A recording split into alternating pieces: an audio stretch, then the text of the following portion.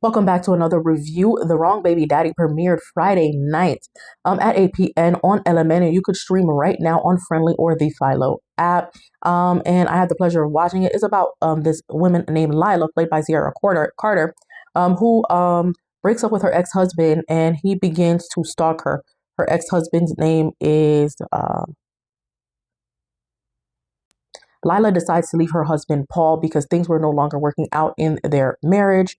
And so throughout the movie, you'll see her talk to her therapist. And Paul began to, well, let's talk about it. Lila lost her job, right?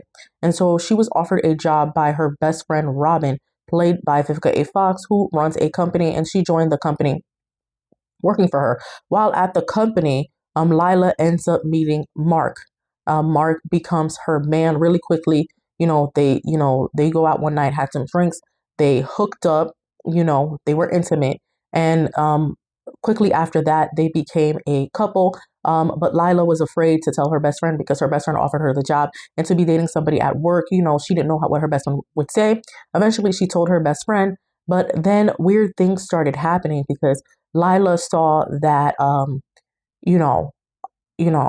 Mark's ex-wife, Julia, played by Jamie Bernadette, kept popping up to the house, and she's like, "That's weird." And then she also ends up finding out about another ex-girlfriend of his, and so that was really weird.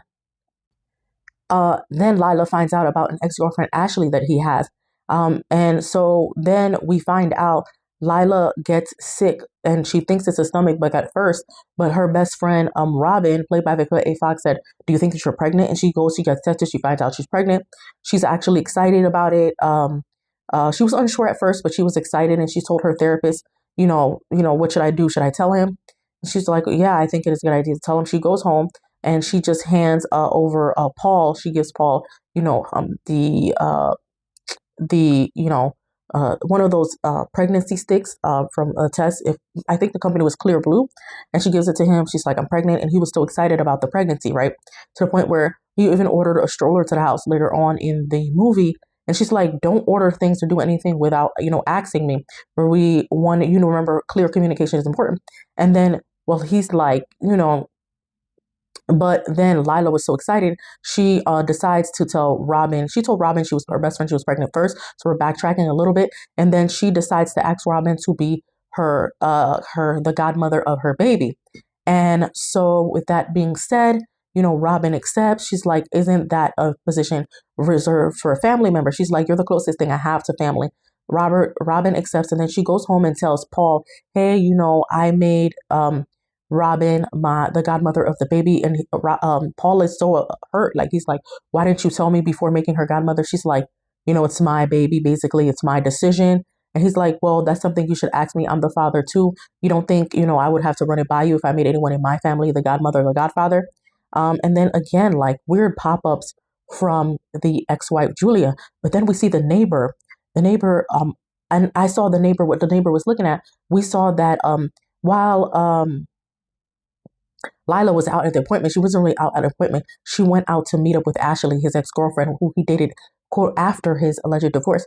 And Ashley's like, "He's weird. He wanted kids.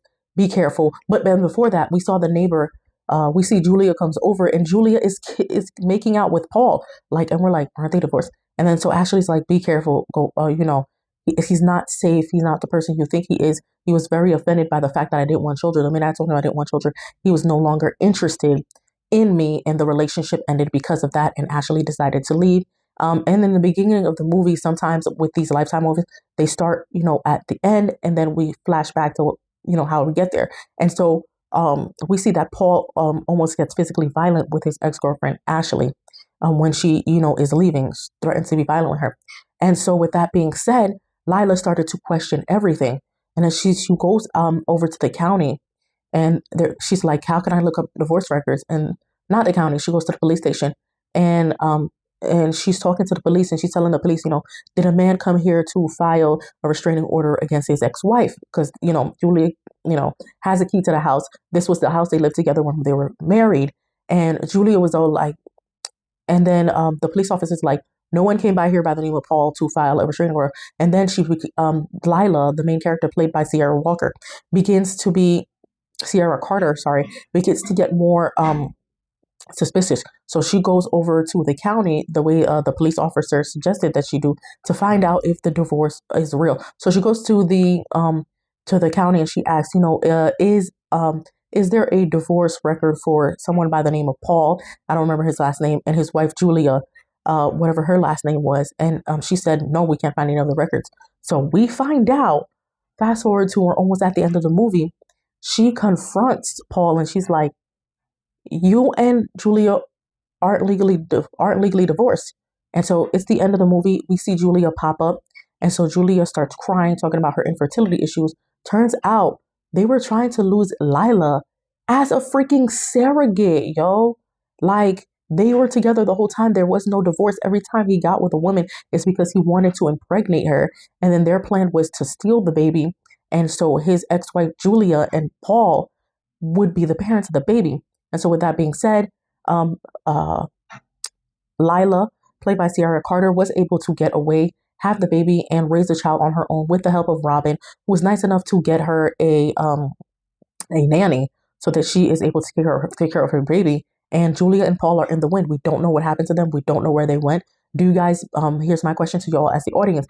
Do you think they're going to repeat this cycle again, find a woman to try to impregnate her, make her an unwilling surrogate, and take the baby and raise her as their own? Those freaking cycles. And so, like I said, happy ending. Lila ends up having the baby. And then Vivica A. Fox, who plays Robin, her best friend, again, gets her a nanny, tells her to take her time, getting back to work. You know what I'm saying? And in the end, Vivica A. Fox always delivers. I love a good wrong movie. She says, girl, you just had the wrong baby daddy in your life. I live for it. I eat it up every time. And so with that being said, there's a happy ending. But the scary part is, now that Julia and Paul are in the wind, are they going to find another woman to make her an unwilling surrogate just to have the family they always desired? Y'all share your thoughts with me in the comments. And I'll be back with 2 more reviews of what I watched last weekend. Again, finally catching up because of TikTok licious. Thank you so much for watching and listening. And if you love a good thriller, go ahead and go over to my YouTube at the Possible Brainwashing Pod, where you could watch the full review of the Lifetime thrillers. Have a good night.